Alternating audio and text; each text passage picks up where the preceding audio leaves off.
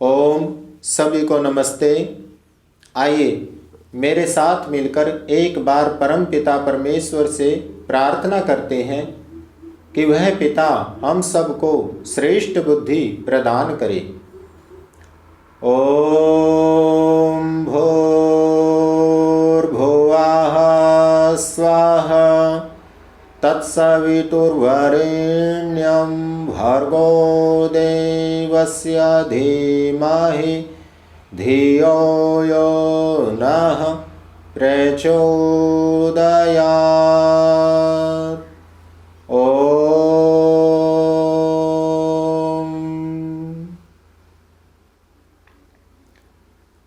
आइए सभी मिलकर एक विचार करते हैं, और विचार बहुत ही गंभीर।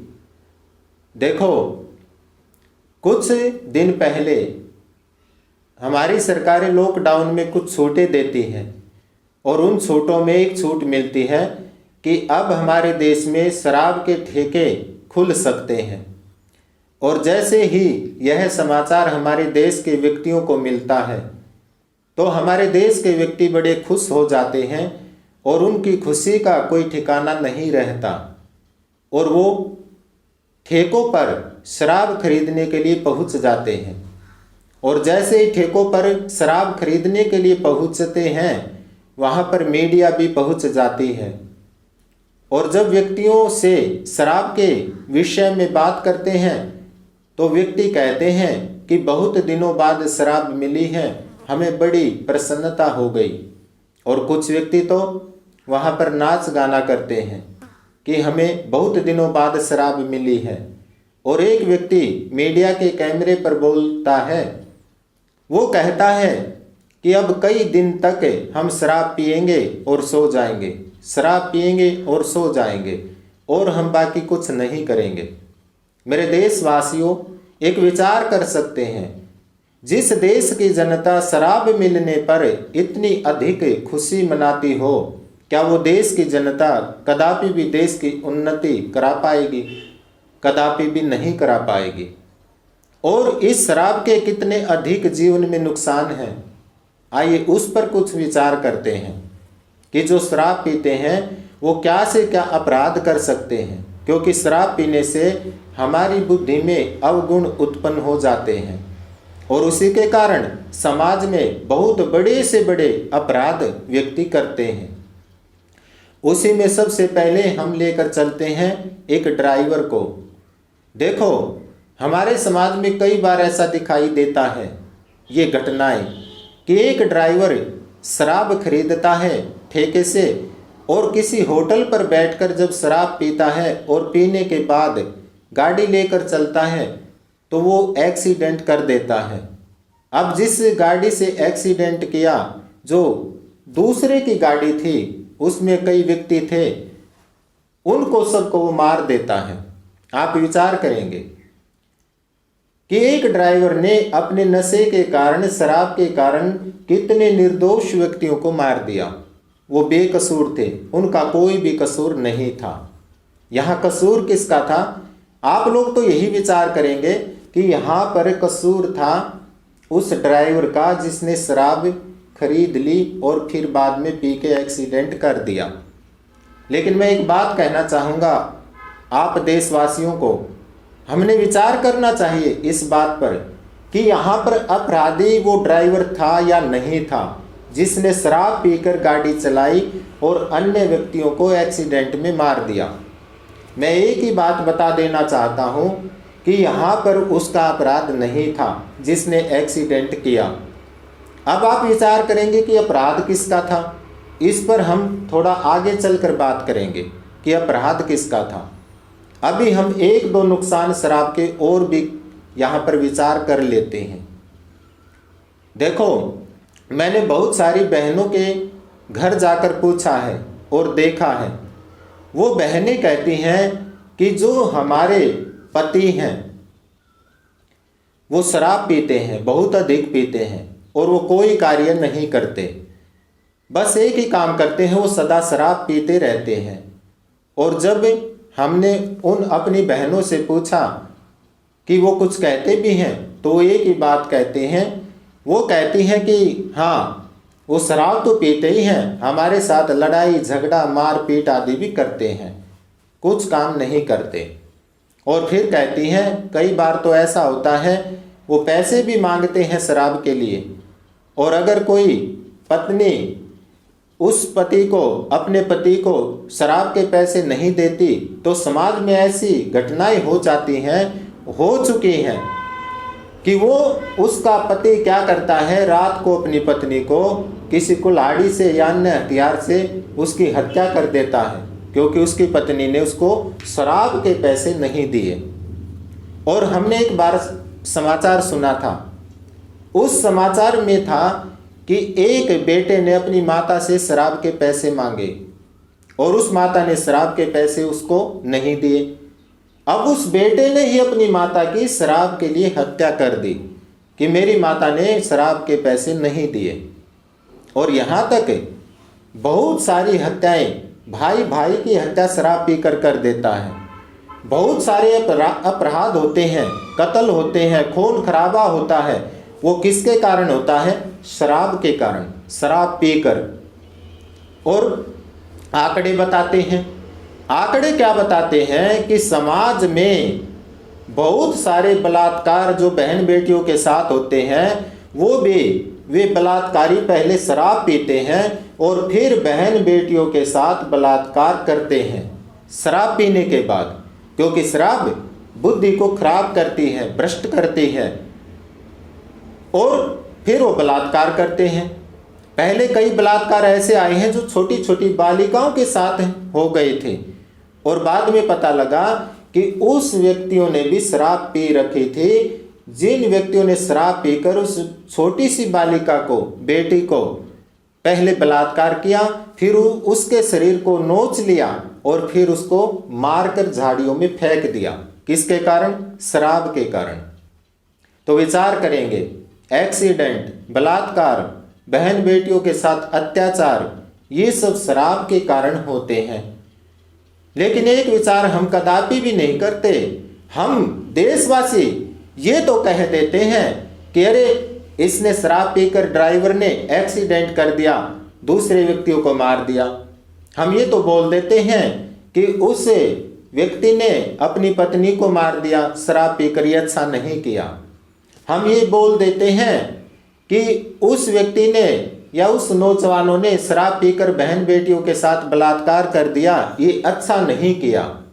लेकिन मेरे देशवासियों, कभी हमने ये विचार किया कि ठीक रूप में ये शराब पिलाने वाले कौन हैं?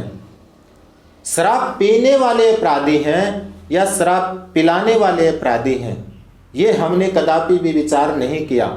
आइए इसी पर एक विचार करते हैं। देखो, चाहे कोई एक्सीडेंट होता है, चाहे शराब पीकर बलात्कार होते हैं, और चाहे अन्य शराब पीकर खून खराबा होता है, इन सब के पीछे सरकार है। मैं ये बिल्कुल सीधे तौर पर कहता हूँ, इनके पीछे सब सरकारें हैं, और इन पीने वालों से बड़े अपराधी सरकारें हैं, सरकार है। वो कैसे? क्योंकि सरकारें बड़े बड़े टेंडर ठेकेदारों को लाइसेंस देकर ये शराब बिकवाती है, ठेके खुलवाती है, और उनकी मात्रा भी बढ़वाती है ठेकों की। कैसे? बड़े बड़े टेंडर देकर, लाइसेंस देकर अधिक मात्रा में ठेके बढ़ रहे हैं। जैसे पहले शहरों में बहुत ही कम ठेके होते थे शराब के, और अब शहरों में बहुत अधिक ठेके हो गए हैं। पहले 2-3 होते थे, अब लगभग सभी शहरों में कहीं 15, कहीं 10, कहीं 20 ठेके आपको मिलेंगे। गांव में पहले शराब का ठेका नहीं होता था, लेकिन अब गांव में भी शराब का ठेका, सभी गांव में आपको शराब के ठेके मिलेंगे। और मैं यहाँ तक कहता हूँ कि जिस गांव में पानी की सुविधा सरकारें नहीं देती, उस गांव में हमारी सरकारें शराब के ठेकों की सुविधा दे देती है, पहुँचा देती है। तो वास्तविकता में इसमें अपराधी कौन है? आप विचार करेंगे, पीने वाले या पिलाने वाले? अगर हमारी सरकारें ये शराब की बिक्री ना करें और लाइसेंस ना दें, ठेके ना खुलवाएं, तो हमारे देश की जनता, हमारे देश की प्रजा कहाँ से शराब पिएगी? आप विचार करेंगे। और जब समाज में, देश में शराब नहीं होगी तो कोई एक्सीडेंट या शराब पीने के बाद बलात्कार बहन बेटियों के साथ होते हैं या कत्लेआम होते हैं, खून खराबा होता है, वे कहाँ से होंगे? और फिर सरकारें क्या करती है? जिस बलात्कारी ने शराब पीकर बलात्कार किया और बहन बेटी को मार दिया, उसी को अपराधित घोषित करके उसको जेल में डाल देती है। लेकिन ये अपराध किसने कराया? ये शराब किसने पिलाई? एक्सीडेंट किसने कराया? पहले शराब समाज में सरकार ने दे दी, उस ड्राइवर को पिला दी और फिर बाद में उसी को पकड़ा, उसी को जेल में डाल दिया। पहले नशे की बिक्री करती है, व्यक्ति शराबी हो जाता है, फिर नशे मुक्ति केंद्र खुलते हैं, अब उसको नशे मुक्ति केंद्र में डाल दो। ये कैसी बुद्धिमता है? ये कैसा विचार है देश के अंदर? ये कदापि भी अच्छा विचार नहीं है। और सरकारों से अगर पूछें कि ये आप शराबें क्यों बिकवाते हैं, शराब के ठेके क्यों बढ़वाते हैं, तो सरकारें इसका उत्तर देती है कि सरकारों को इससे आमदनी होती है, पैसा आता है टैक्स के रूप में। आप विचार करेंगे, टैक्स के रूप में अगर इनसे पैसा आता है शराब से, क्या राजा का ये कर्तव्य बनता है कि वो अपने देश की प्रजा को नशेड़ी बना के, शराबी बना के पैसा कमाए? कदापि भी राजा का कर्तव्य ये नहीं बनता। और शास्त्र भी नहीं कहते, वेद भी नहीं कहते कि कोई राजा अपने देश की प्रजा को शराब पिलाकर, नशेड़ी बनाकर उससे पैसा ले।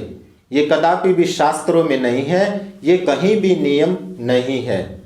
और आगे बढ़ते हैं, देखो कैसी बुद्धिमता। शराब बिकवाएंगे, उसकी बोतल पर लिखवाएंगे कि शराब पीने से कैंसर होता है, बीमारी होती है, और फिर उसको पीने के लिए समाज को दे देंगे।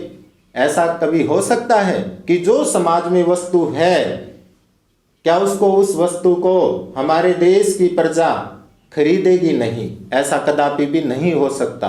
ये तो ऐसा ही है। ये सरकारें क्या कर रही हैं? ये ऐसा ही कर रही हैं जैसे एक पिता अपने घर पर शराब की बोतल रख दे और अपने पुत्र को कहे, बेटा शराब कदापि भी मत पीना।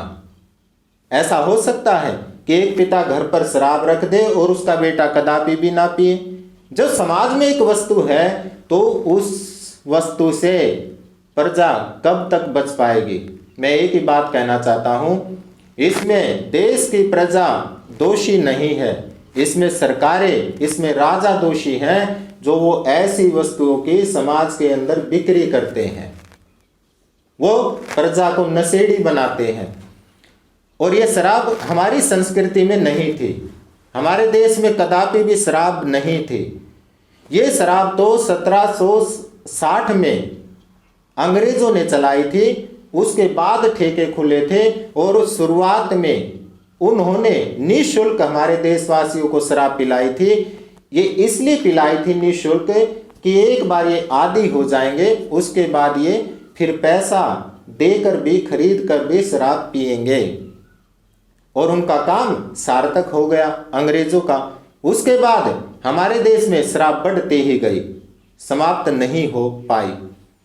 और यहाँ तक तो महात्मा गांधी भी कहते थे कि अगर देश आज़ाद होने के बाद इस शराब को बिल्कुल देश से समाप्त करेंगे, ये शराब हमारे देश में नहीं रहेगी।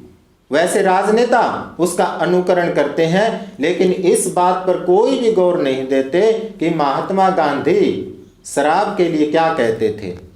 ऐसा कोई भी उनकी बात को नहीं सुनता, कोई भी अनुकरण नहीं करता। तो मेरे देशवासियों एक विचार करेंगे, देखो आज भी हमारी सरकारें, हमारा देश स्वतंत्र हो गया, आज़ादी पाली हमारे देश ने, लेकिन आज भी हमारी सरकारें उनका अनुकरण करती हैं। जो अंग्रेज हमारे देश को शराब देकर गए थे, आज उनका अनुकरण करती है, हमारी प्रजा को आज भी शराब पिलाती है हमारी सरकारें। जो अंग्रेज हमारे देश की जनता को शराब पिलाते थे, आज हमारी सरकारें पिलाती हैं। फिर उन अंग्रेजों में और हमारी सरकारों में अंतर ही क्या बचा, जब आज भी शराब पिलाते हैं। कोई अंतर नहीं बचा। जैसे अंग्रेज शराब पिलाते थे, आज भी हमारे देश की जनता को हमारी सरकारें शराब पिलाती हैं।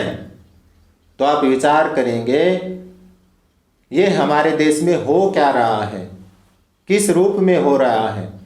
हम तो एक ही निवेदन करते हैं देशवासियों को, अपनी प्रजा को।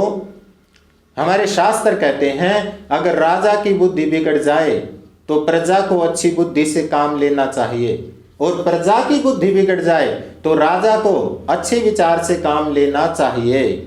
नहीं तो अगर दोनों बिगड़ जाएंगे तो राष्ट्र के राष्ट्र समाप्त हो जाते हैं, कदापि भी राष्ट्र नहीं बचते।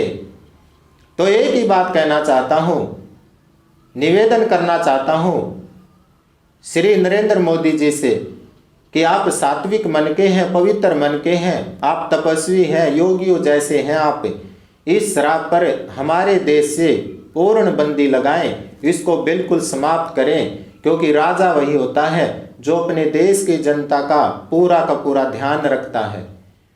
हमारे नरेंद्र मोदी जी उन बहनों की ओर देखें जो बहनें बेचारी शराब के कारण उनके विनाश हो गए, उनके घर उजड़ गए, उनके पति मर गए, किसी का बेटा मर गया, किसी का भाई मर गया, और जिनके परिवार विनाश हो गए, कुछ भी नहीं बचा इस शराब के कारण।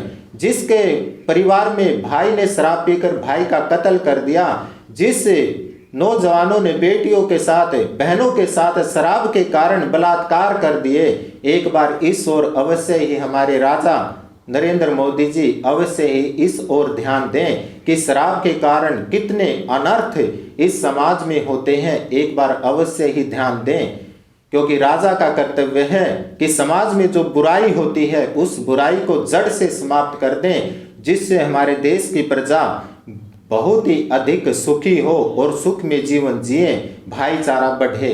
और मैं ये पूरे विश्वास के साथ कहता हूँ, जब ये शराब समाप्त हो जाएगी तो हमारे समाज में बहुत सारी घटनाएं समाप्त हो जाएंगी। वे घटनाएं नहीं हो सकती जो शराब के कारण होती हैं।